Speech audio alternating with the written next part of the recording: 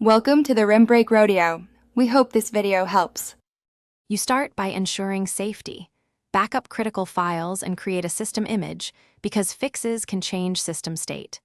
Once done, enroll in the Windows Insider program and pick the channel that matches known stability for your needs. Make a restore point and write down the current build number so you can confirm progress. Then, reboot to apply enrollment and open Windows Update. You'll start the update diagnostics and prepare for the targeted fixes you'll perform next. Next, diagnose and repair update mechanisms. Run the Windows Update troubleshooter and record any error codes so you know what to target. If issues persist, stop update services and rename the software distribution and catroot 2 folders to force fresh downloads, then restart services and retry. You should also run sfc/scano followed by dism/online/cleanupimage/restore health to fix corrupted system files. These steps repair the component. To finish, attempt a normal update install and reboot.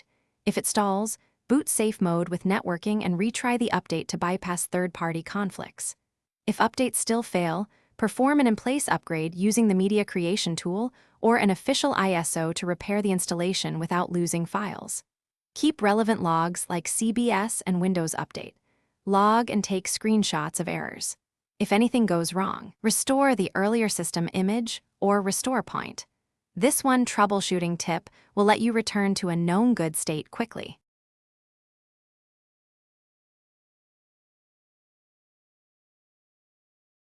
Thanks for watching. Consider subscribing if we helped you.